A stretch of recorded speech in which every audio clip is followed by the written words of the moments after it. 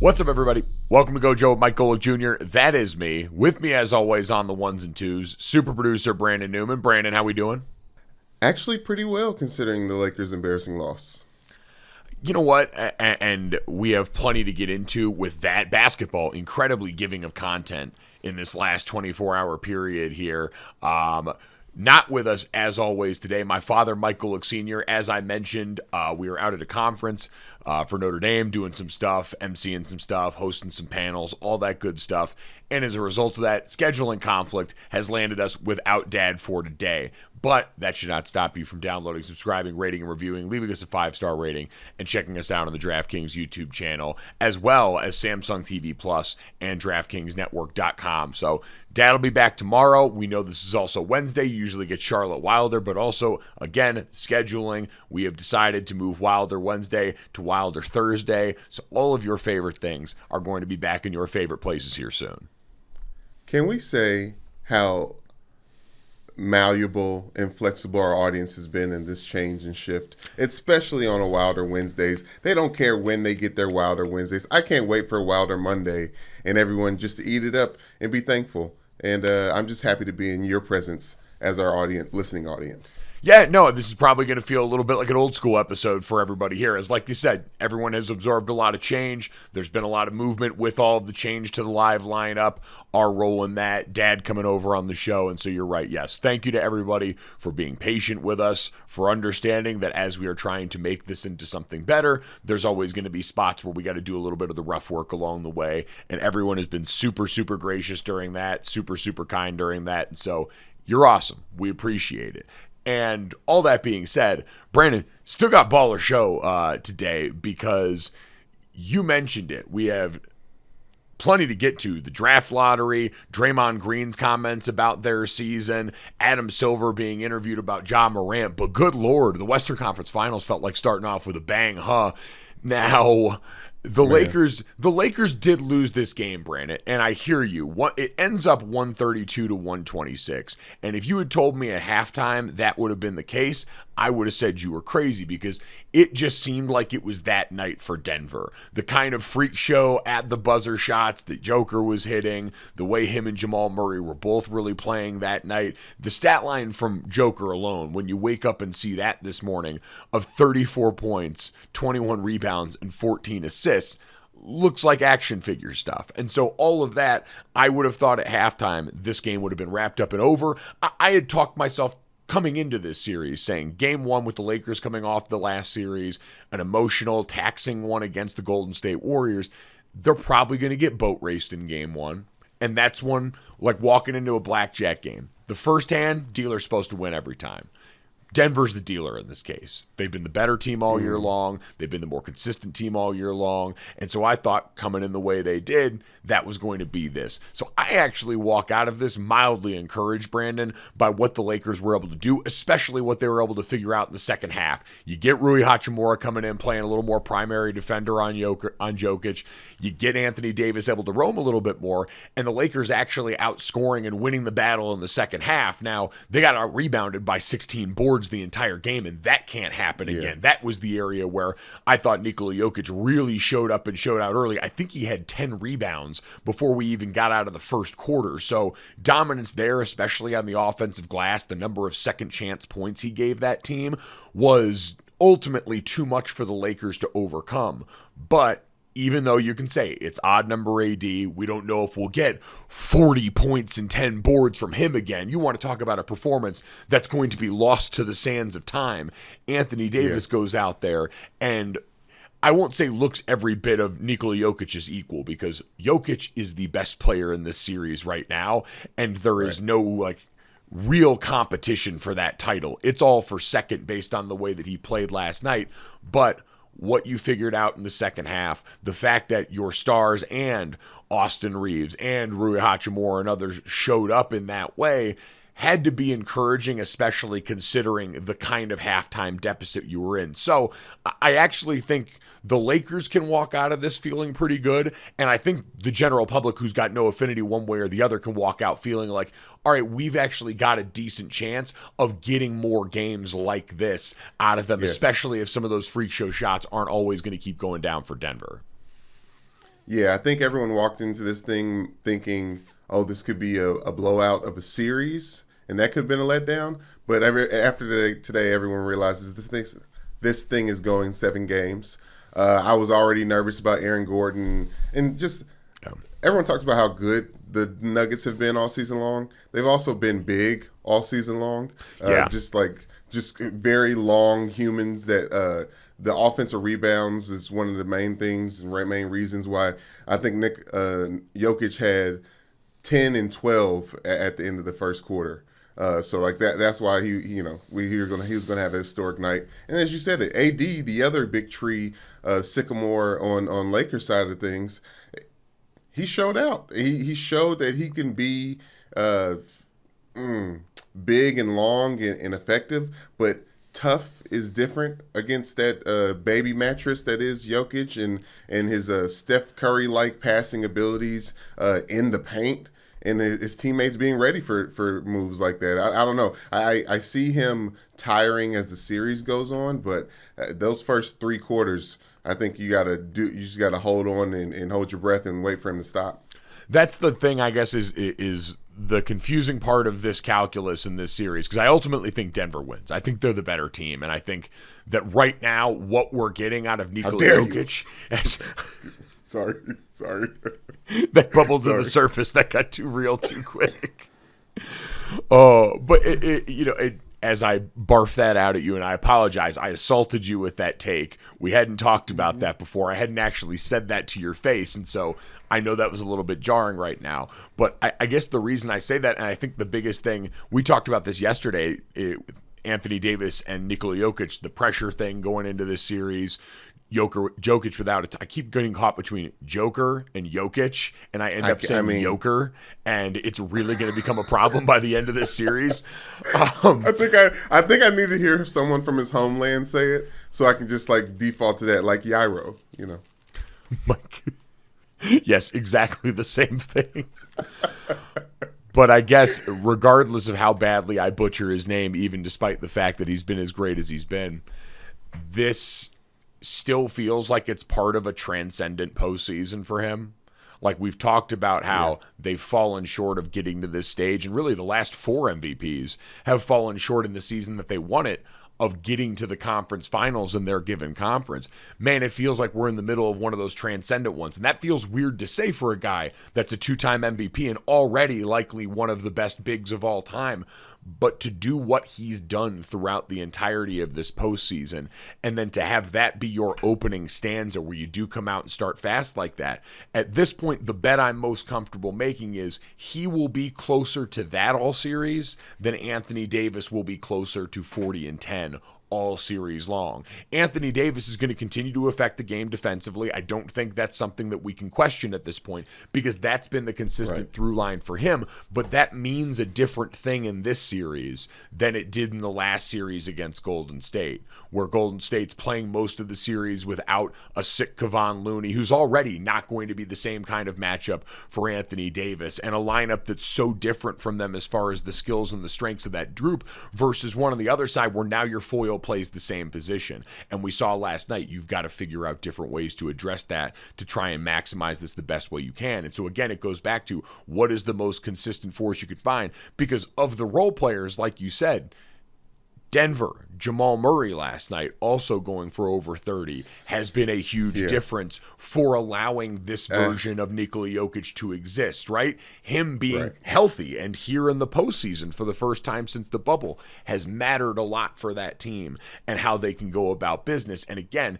it's like we have these conversations about quarterbacks in the NFL where you can have a really good young quarterback, but they're still going to be somewhat dependent on the surroundings and the environment they land in. It's not as much in the NBA, but still, we rarely see the LeBron James early Cavaliers run where you're just able to drag nothing and nobody to the finals. That's generally not how this has worked as of late. And so for Jokic to finally have another player that's going to go out there and be able to hold him down like that, in addition to all the rest of the starters on that team being in double figures, those have been dependable things that have helped raise his ceiling. The Lakers got those too, right? Austin Reeves basically being worth close to 20 points for you as of late in a way that's not flash in the pan or just big game for him anymore, but kind of real life now, is huge for them. The backcourt let you down a little bit last night, right? Schroeder and D'Lo got to be better for you in those matchups, especially if Jamal Murray is going to be doing that on the other side. And so I just think it's going to be a fun series. It's going to be a close series. But at the end of the day, it looks like Denver's got the best player in the world right now, and the best player in the world that's finally in a set of circumstances that are going to let that mean something in the places where in NBA circles, we need you to mean something. And that's massive for how we're going to get to treat him going forward in a way that really excites me. Yeah, Denver definitely has the best player in the world, and that used to be something that LeBron's team could say. But I really do think we can all, take some solace in the fact that we do have the best teams in the West. We're looking at the best players in the world on the Western half of things, and I think it's going to be a good series. Like, Denver is as real as they've ever been, and they're probably due one, which is bad for the Lakers. Yeah, that is absolutely. And so, again, encouraging start to that series. But you mentioned the West. It's about time we have a conversation about what is getting ready to come to the West and the good news that one franchise got last night.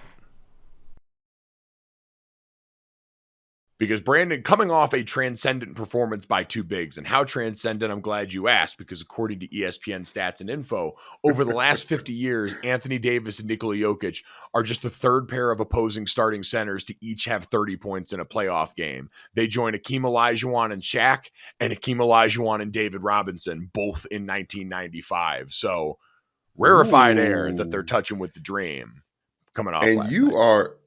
Hey, you didn't pull that stat out of nowhere, Mr. Segway King. Go ahead and keep talking about David Robinson's team. Yeah, so this is where it gets real interesting. So we talked about this the other day with Roy Hibbert too. Bigs in the NBA have changed in a very exciting way. And that has now culminated in what we saw last night in the draft lottery, because the Big Vic sweepstakes went down, and boy, oh boy, the San Antonio Spurs continue to live right. They now are going to own the number one pick in the NBA draft for the third time in their franchise history. And man alive, if you don't know, it's worked out pretty well for them the last couple of times that happened, because you mentioned one of the names. They had the first pick in 1987, the Admiral David Robinson, and then 10 years later in 1997 with Tim Duncan. So they enter, and listen, this is one of those things I can hear Big Cat and PFT in the back of my head talking about the draft lottery as one of the most rigged events in sports. And we know it's one that everyone looks at with a massive side eye. But the Detroit Pistons, the Houston Rockets, and the San Antonio Spurs all entered the night with the highest odds for the lottery at 14% each. And so not incredibly far-fetched if you are, unfortunately, the Detroit Pistons, who finished this last season with the worst record in basketball. It now marks the fifth straight season where the team with the worst record will not select first overall. I feel for you. And knowing that the Spurs really just didn't have to take that long of a break between what has been their incredibly competent, star-studded, and historically prolific past to now what we can expect going forward with Big Vic. I'd imagine Detroit, you got to feel a little insane right now. But Brandon, this is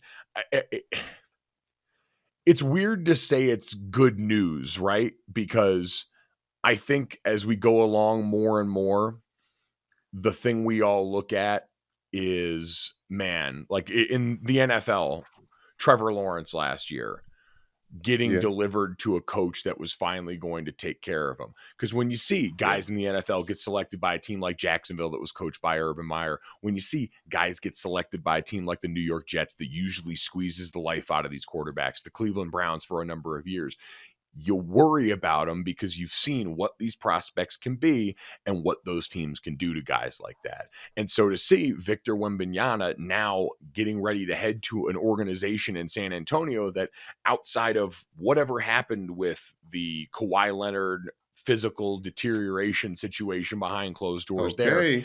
has generally been a landing spot, one, for international players and specifically French players too. We know Tony Parker, Boris Diaw, both guys that have gone there and had championship level success. It's why Victor Wembanyama and his family and really that country, I think, could be so excited about that moment. But to go to an organization that still has, they still, one of the few championship winning coaches that wasn't fired at the end of the season, Greg Popovich, still getting to hang out down there and coach till he's 1,000 years old. It feels like he's going to competent hands and a place that's done this before with transcendent bigs that now gets the next version of this. Because Brandon, we're all gassed up, and I'd say the vast majority of us, right, gassed up on the few highlights that we've seen, like that putback dunk off a missed three, a couple of other handle moments here for a guy who is getting ready to likely be named the MVP of the French A League that he's a part of there. He just capped off a championship run in that league before the draft lottery last night and his appearance on TV there. So he's got the bona fides, but we haven't seen him as day in and day out as we've seen the guys that have come out lately, the Zion Williamsons and the prospects that have built the kind of hype that leads people to say this is maybe the most talented or most heralded prospect we've ever seen in team sports. Like, we don't have the depth to make that ruling, and so I got to take folks' words on it. But man, he represents so much of where the game is going. A guy well over 7 feet tall with the kind of handles that we've seen put on display on these highlight reels. Mike, I'm glad you brought up highlight reels, and I'm glad you brought up the depth of knowledge, because Zion is a perfect example of the death of the basketball game via highlights. Like, I don't know, just like what I didn't know about Zion going into his draft class or wherever he ended up landing, is if the body that we're seeing could withstand the tough day in, day out struggle that is an NBA season. And obviously he's going to have his chance to fill things out and learn from Greg Popovich. But you talk about that training staff there, and DeMar DeRozan still isn't there. Like, I have some questions around the Spurs on that end of the floor, and also the fanfare that's going to be heading to San Antonio with him. Like, I don't know how that's going to be handled, but at the end of the day, I am worried about Chet Holmgren, who is not with us right now because of his extracurricular activities, playing basketball in a Pro-Am League game. Like, I'm worried about that size of a player holding up. But I guess that's the thing, is like, those things are freak occurrences that we can't control, right? You can go all the way back to Greg Oden and what he was supposed to be coming out of Ohio State and what he wasn't because of injury. Like, I don't think the comp to Zion necessarily holds, because we got to see him play a ton of U.S. basketball in college. Like, he was a phenomenon. We had Zion Cam on him all the time. That was box office and a known commodity, but an interesting fit just because he's not the normal size and shape of someone. This guy is like when you max out a character on a video game. You just go 99 on everything and let it ride, and then you give him guard handles. And so I think San Antonio too is a place that does know how to do this. They've been a championship level team. They've had incredible stars there. They've had a lot of attention. Now, this one could be different. We don't know what kind of personality this guy is. We got a little glimpse of it last night, but we don't know if he's going to come in and want to be more than the silent assassins that we've seen come through San Antonio by and large as their star players. We don't know how he's going to react to likely all, because again, like, you don't think of Kawhi Leonard outside of the New Balance deal being a guy that's overly marketable. We saw Tim Duncan do some stuff, but it was never as much of a gravitational pull as some of the other stars that now this guy's being compared to. And really, if you listen to a lot of these people talk, he doesn't have a ton of comparisons that the experts have given us. We know hyperbole is the flavor of the draft, but all that being said, you can only control so much. And what you can control, San Antonio has tended to do a pretty good job doing so. And so that's what I mean. It feels like he at least got sent to a group of adults that we can trust with a talent that I think all of us are curious enough to want to see get the chance to flourish in the ways that they can allow him to do. I can't really lie, though, Brandon. The thing I was most excited about when I saw the draft lottery pop off and give San Antonio that envelope, I just wanted to camera on Charles Barkley, because now Charles Barkley's got to talk about San Antonio again. And we know what comes up when he Oh, talks about San Antonio yes. again. And you It, know Shaq's going to get him to do the impression of the folks eating churros down there. I'm not going to go into the rest of his bag because we know that's been water under the bridge and there's that nice river walk in San Antonio. But I just immediately thought of Charles Barkley. There is no stronger word association to me or word cloud with San Antonio than Charles Barkley. I'll give you a three for the Holy Trinity: Charles Barkley, San Antonio, and Biggs. I think it's a match made in heaven, and we're talking about we're talking about the evolutions of a big in this big man era and this resurgence, Mike. And now, like, think about that. It's this big resurgence, and the number one pick unquestionably isn't. What was the process? Markel. Oh, Markel Fultz. Like, we're not talking about that. I know I brought up the injury bug because I just have to, but I really do hope that is not Big Vic's issue in the NBA. Yeah, and listen, we've got no reason right now to believe it's going to be the case. He doesn't walk in with that baggage, and so we can all just hope and pray and form a prayer circle around him because it is one of the coolest things in sports when you've got a bona fide number one. Like this last NFL draft, we had a lot of very good prospects, but they were all kind of tweaked for different reasons, right? Height concerns for Bryce Young, experience concerns for Anthony Richardson, despite all the incredible ability, on and on down the list. This one was clear cut. It's like, hey, we got him, and then we got the rest of the group. And so we get that fanfare that really we haven't experienced to this level. And it's different because, again, the familiarity, but since LeBron, like that's the last time I think we had someone that everyone was looking at and saying, no, this is going to be a sure thing. And we know there's no such thing as that. We know what LeBron did in overcoming and living up to all that is wild. And so Big Vic's got his work cut out for him.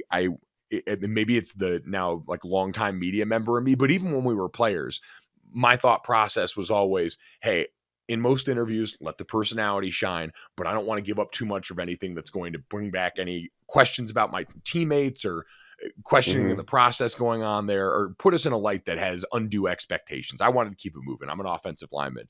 And so when I hear Big Vic, who's sitting there with Brian Windhorst getting asked these questions about what is he going to bring to San Antonio, I'm just sitting there like, when I hear him, and one of his answers was, I want to win a ring quick. So, that's what we're trying to do. I always cringe a little bit inside because I just see everyone starting to sharpen their weapons to use against him when you say stuff like that. And especially for a player that we haven't seen any of that's coming over to us from overseas, it all just, I sit there and I go, man, just get out of this. Survive and advance the interview. Let's get you over here. Let's get a couple of those highlights from Summer League before they inevitably get you the hell off the court and preserve your body. And then let's let the hype machine build the way it's supposed to here. Now, he didn't go in not one, not two, not three, not four, this thing up there. So I think we survived in a pretty decent place. I almost felt like a parent, and that's a weird place to be because I'm not a parent. I'm not anywhere close to that yet. And I'm still like, buddy, just don't say too much of the thing right now. I know you're gassed up. You had like the most incredible day on earth, but we need you to make sure that we don't hurt your own expectations with your words right now. I don't know. It's odd to say that a 19-year-old, I'm giving him the freedom to go there. He's wise enough compared to these young whippersnappers we see on the internet, 17, 18 years old. No, and obviously he's excited and gassed up, and he should be. Mike, I think he was being modest in his prediction of trying to win one early, because when we're talking about these next generation superstar bigs outside of Greg Oldham, like there is a little bit of a lull of time in the NBA before they actually reach their destiny. You think about Shaq's time in Orlando, like, and obviously it was very exciting with Penny Hardaway and stuff. But like, I understand you don't want to give anyone any ammo, but for a guy who probably knows his bag more than everyone. I mean, think about LeBron James's chosen one tattoo on his back before he even stepped foot on the NBA court. Like that was all ammo, and then it was like, oh, he really is. But I guess that's what I mean is it's so rare to see someone deliver on the promise that they make that emphatically, to where we look at the chosen one tattoo and go, yeah, you saw what the rest of us couldn't. And it's going to be so fascinating on a number of levels, because we know like he's a stretch five. He's Giannis with a jumper. He's closer to Kevin Durant and the Dirk Nowitzkis of the world that we've seen than anything else, at least. Don't say that. Well, I mean, I'm basing this on the fractions of seconds that we've seen watching him play. We don't Yeah, know. true. And so it's going to be fun to watch all of that. Run wild with it, go off San Antonio. Excited to see people flocking back to the Riverwalk. And hopefully this is just another entrant to the party of cool young players that we've got entering in the league right now. Because again, as we've been reminded this postseason, our stars are getting old. And the guys that we're used to watch and have fun are getting old. And so we need more dudes like this to come in and make it young.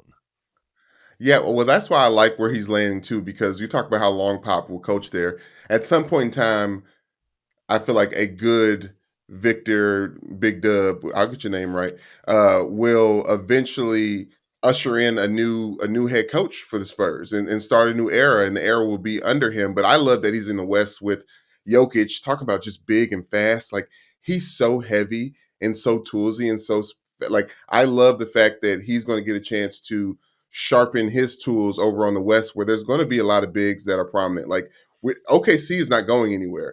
Was the SGA was what, fourth in MVP voting, and then they're going to get Chet off of coming off an injury. Like, I think the bigs being dominant in the West is going to be good for Big Vic. By the way, how crazy is that? Chet, you were supposed to have your 1 year to shine and be the dude and be the big long guy that could make it happen on the edge, and now you're immediately going to get eclipsed by the new bigger and longer guy that we got from France. Hunted and eclipsed by that picture, right? Because that was one of the first things that for the football people, it was like that was the first time we saw Vic, because he's sitting next to Chet, like towering over him, holding a bigger trophy than he had. Yeah, no, that was immediate one-upsmanship. You're so right. That's painful. Chet, we're all still rooting for you too, man. And Brandon, I guess another reason we bring up why this is pertinent, given what's going on right now amongst the young NBA stars, is we've mentioned Zion has not been healthy enough to be on the court for the vast majority of time that we've seen him in his career so far. And we've got all this uncertainty now continuing to pile up around Ja Morant. And I don't know if you saw an exasperated Adam Silver talking to Malika Andrews during the broadcast of the draft lottery last night. That looked like, Brandon, and you can correct me if I'm wrong here, that looked like disappointed dad face as much as anything else.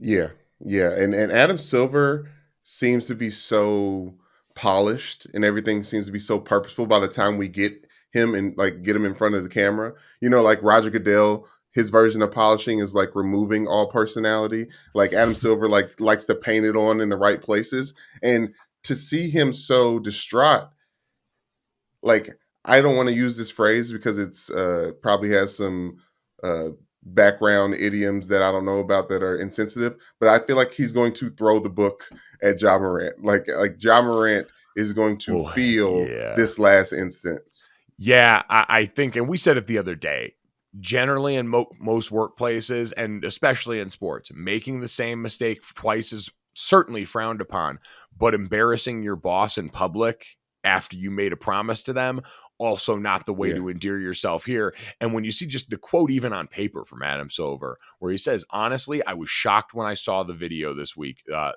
I saw this weekend that video.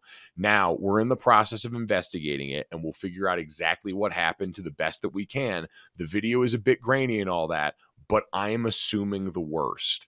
Like, any bit of the benefit of the doubt that might have been there, or that leniency, seems to be gone based on every indication we got from him verbally and non-verbally the other night. And so that's going to get sticky real quick for Ja Morant. And I saw this from Tom Habistro, and this is kind of going to underscore again why that's going to be the case, is we got the statement then from Ja Morant last night. And it said, I know I've disappointed a lot of people who've supported me. This is a journey. I recognize there's more work to do. My words might not mean much right now, but I take full accountability for my actions, and I'm committed to continuing to work on myself. And as Tom Habistro pointed out, this is the statement from March that he read. I take full responsibility for my actions last night. I'm sorry for my family, teammates, coaches, fans, partners, Memphis, the entire Grizzlies organization for letting you down. I'm going to take some time away to get help and work on learning better methods of dealing with stress and my overall well-being. They sound remarkably similar, and it's a good reminder that these problems are not a quick fix, whatever's ailing Ja Morant, right? We all sit here and are rightly frustrated by what we see as an apparently flippant disregard for the low bar that he's been asked to clear here by the NBA and seemingly couldn't in this situation. And all that should draw back to the same thing that we talked about back in March when that went down is this is bigger than just what we're seeing right now. And there are clearly things, feelings, stuff that he's got to process behind the scene that during the season, they did not give him the time to, whether he was trying to get back on the court, whether Memphis was trying to get him back on the court early. And so I don't know how they play this because we've got a lot of time until the season. And so if there was a do the work period here, it certainly seems like you've got it now. We don't know who's going to hold him accountable to that or if anyone can hold him accountable to that, because we know with most of these things, if you want to do better and you want to change, there's really only one person that can make that happen, especially when you're the one holding all the money. Like when you're Ja Morant and you don't have, as we've talked about, tons of veteran leadership on that team. You are the one that's footing the bill for all your friends and family and creating the life that you all have right now. It's hard to have anyone else step up and tell you what to do or when to do it if you don't want to yourself. And that's the one thing we just don't know. The one thing Ja got right is his words aren't going to mean much to all of us right now, because when he says these things, we didn't see it backed up the last time. He's got a little bit more time and room this time, and we're all rooting for him to figure this out and to be better and to take better care of himself and to put himself in situations that aren't, as one, inherently dangerous, and two, certainly won't subvert a career that we all see and want for him here. But he's got to want that stuff. It's got to be something that he's actually interested enough in having right now. And that remains to be seen. So he's going to have the time this offseason to see if he can get the help, if Memphis and the league can facilitate that, if Adam Silver and company try and force their hand even more in this situation.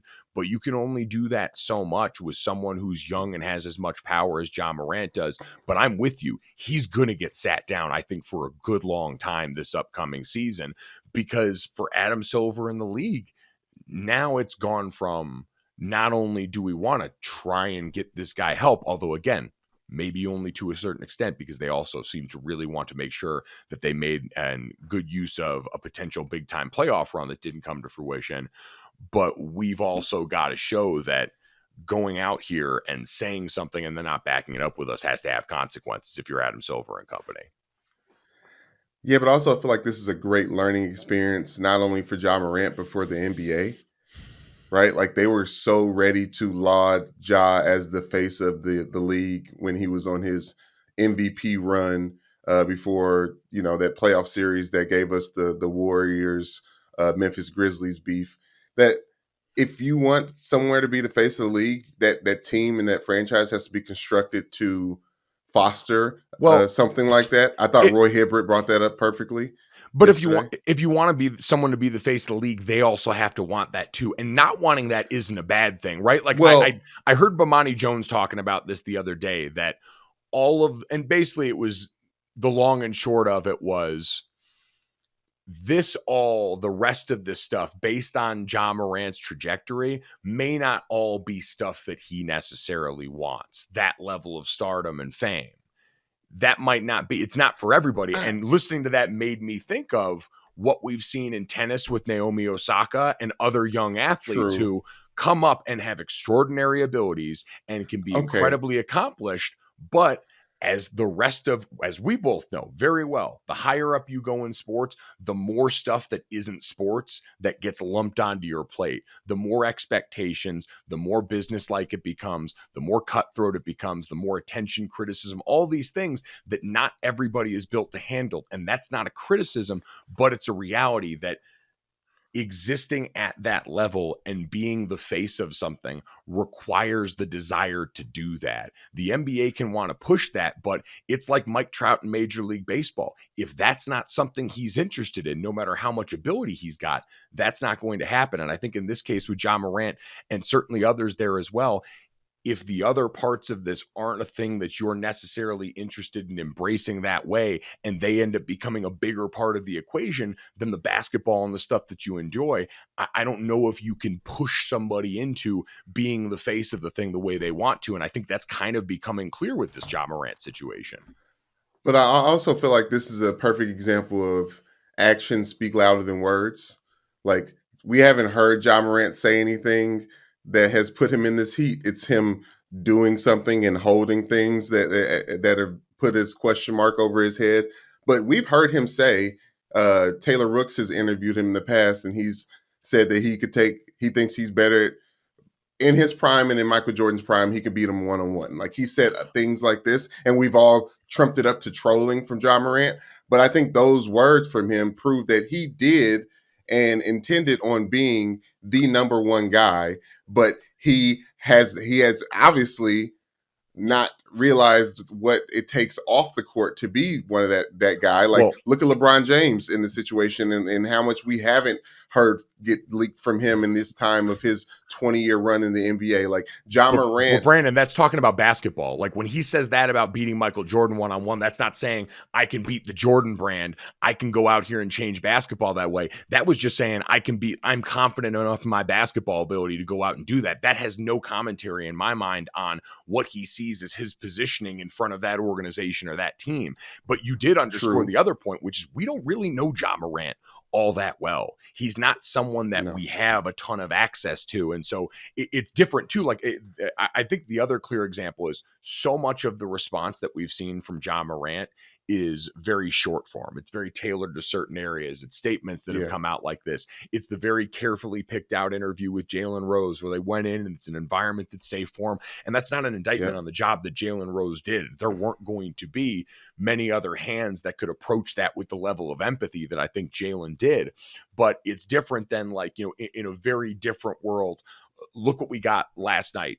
The conversation with Draymond Green and Stephen A. Smith on that side broadcast, where we had very candid conversations from Steve Kerr coming out after that season and saying, yeah, the trust in our locker room got fractured when Draymond Green decided to punch Jordan Poole in the face. And we never recovered from that. And they didn't bring it up during the season, but at the end of the year, they spoke about it. And Draymond Green got up there on that broadcast and said, yeah, I agree with Steve Kerr, and I'm glad he brought it up the way that he did. Steve Kerr talked about Draymond's importance to that team relative to the player option he's got coming up this summer. And Draymond, who has been a guy long form who talks about these things, who's got time, and we know him and we get to see him respond to these things publicly, went out and said, yes, I wasn't able to lead in my best way this year because of what I did there. I fractured that trust, and so I had to hang back, and it allowed things to slide that would not slide on my watch before all of that. We got that from him because Draymond is an open book and is giving of himself, and we feel like we know him at this point because we see him in all these places and we hear his voice, and he's been the face and the mouthpiece of that team for a long time, and that's something that he embraces. He said, my roles on this team and the things that I do for this team were compromised by my actions, and I have to own up to that. So we saw him own up to that publicly in a way that makes sense given what we've seen and heard from Draymond and what we know of him around that team and his role there. We, in very different circumstances, again, this is not an apples to apples comparison, but it's to say, we don't know nearly as much about Ja Morant and what he thinks about and how he operates, and then how that all connects back to this situation. And so, again, now we know the NBA is going to do some punishing, but I think what's going to be way more instructive about how this situation goes is, do we get any measure of transparency? Hell, are we owed any measure of transparency about what the league and what the Grizzlies are going to try and do to position Ja to be in the best position possible to go forward and at a base level take care of himself better? Because right now, this all kind of reckless behavior is putting him in positions that could potentially just be harmful to him, the person. Yeah, I mean, I don't want to minimize what's going on with Ja from this lazy comparison, but I think of him like Elvis, the type of influence that he has start to slip away in Memphis because he wants to, flash guns when he's listening to rap music. People are going to look at that and say, okay, you need a little bit of time to grow up. And I feel like he'll have time to do that. All right, Brandon, man, really a full wall-to-wall NBA day here. Pretty cool for the middle of the week as these games are getting a little fewer and further between as we move along here. But now it is time for us to finish this off the way that we always do. This, that, and the third. 3 quick stories to finish off the day and send you on your way. As always, make sure you download, subscribe, rate, review, leave us that 5-star rating. tell us how good everything is going for you. Brandon, let's start off with this. Right after we got done doing the show yesterday, we got the announcement that Doc Rivers was being let go and dismissed by the Philadelphia 76ers after 3 seasons with the team. Not really surprising to anybody involved. This has just sort of been how the offseason's going. I sort of half joked yesterday, if your team loses in the playoffs and you don't fire your coach, do you really care all that much about winning? Because that seems to be the antidote that everyone's got to show their fan base. Now, different circumstances everywhere, right? Monty Williams in Phoenix seems largely attributed to the fact that you got new ownership out there and they're going to want to do things their way. Mike Budenholzer in Milwaukee had been sort of a long time coming, it felt like, going back to and getting bailed out by that championship in 2021. And with Doc Rivers, this is complicated in a lot of ways because we put so much weight on James Harden and Joel Embiid, and then Doc Rivers has this terrible reputation in Game 7s in the postseason that seems to haunt him, despite the fact that he is also someone who has been to the mountaintop and is accredited NBA champion, but hardly seems to, at this point with the time that's passed since then, get that kind of bailout when it comes to these situations. So I'm not surprised. I don't really even know what right and wrong answer is as far as these decisions in the NBA anymore, because we've talked about the difficulties in assessing coaching, but it's going to be wild to watch. Let's see, it could be Monty Williams, Milwaukee Bucks next season. Yes. Against, and who would coach the 76ers next season, Brandon? Wait a minute. Oh, Bud. Oh, no, you know what it's going to be? It's going to be Doc Rivers, Milwaukee Bucks, and Monty Williams, 76ers next year in the Eastern Conference Finals. That's going to be the one to watch here. Now, worth noting, it sounds like the search for the new coach, according to Adrian Wojnarowski, is going to involve Mike Budenholzer, Sam Cassell, who's already been an assistant on that team, Mike D'Antoni, Nick Nurse, Frank Vogel, Monty Williams, basically everybody who just got fired. It's the offseason game of musical chairs that goes on. I honestly feel like at the end of every NBA season, we should just make it a lot easier and have all the coaches go and do one big game of musical chairs. And you can move around and try and get back to your original team if you liked it there, but just shuffle the deck because that seems to be what happens anyway. We've got a bunch of guys with NBA championships on their resume that are just about to find new homes this offseason because one place got a little bit sick of them and needed to show their fans they were serious about making something happen. But like you said, though, it's situation based. Because if it really was just lose the playoffs and get fired, Mike Brown, they would be trying to unlight the beam in Sacramento. You know what? Again, I at this point, I can't take anything for granted. So I'm glad to see that Mike Brown made it out of this and gets to come back and light the beam for at least one more year. Got to be thankful for when any good thing happens with any NBA coach at this point, because they all seem to be just walking around waiting for the next bad thing to happen. Brandon, let's get to that. We didn't get to talk about this the other day, but the NFL and its continued world domination takeover announced that it's going to have a Saturday night wild card game streaming exclusively on Peacock. The league and NBC Universal announced on Monday this week. The Peacock exclusive game is going to start at 8:15 or 8:30 p.m. and is going to be broadcast on NBC stations in the markets of those two teams and available through the NFL Plus package on certain devices. But it's going to be another standalone streaming game, Brandon. And while we've seen this is kind of the way things are going, and I think especially in light of the Amazon partnership, the NFL is kind of redoubling its efforts to make sure these games get some love. Now, NBC, the NFL's media deals, for anyone who's unfamiliar, are multi-pronged, right? They've got deals with NBC, Fox, ABC, ESPN, all these different groups, and now throw Amazon into the mix as well. And so each has different stipulations. The terms of the agreement weren't disclosed, but the Wall Street Journal reported that this is a one-year deal with the NFL, receiving approximately $110 million for making this happen. And that's really the bottom line, is these are more areas where owners feel like they can squeeze money out of the situation. And it really doesn't have to be much deeper than that in the way that we look at this. There's an area that media companies are still trying to make happen in a big time way. It's going to be related to the next story that we talk about. And in this case for the NFL, that's just an opportunity for them to line their pockets more. And for players, that money also goes towards them. Collective bargaining, you got revenue sharing, all these different things. But for the fan experience, it does suck because my brother pointed this out too. The biggest thing that sucks about this is losing the ability to flip back and forth between channels. Now, it's going to be wild card weekend, so it's going to probably be more of a standalone game, but not getting to channel surf and use the back button is really where all of the streaming stuff is going to come back and bite us in the ass eventually when this becomes, I'd imagine, something that's more and more part of the viewing experience. Yeah, unless you got live Hulu TV, because Hulu has live sports. Start turning this into an ad.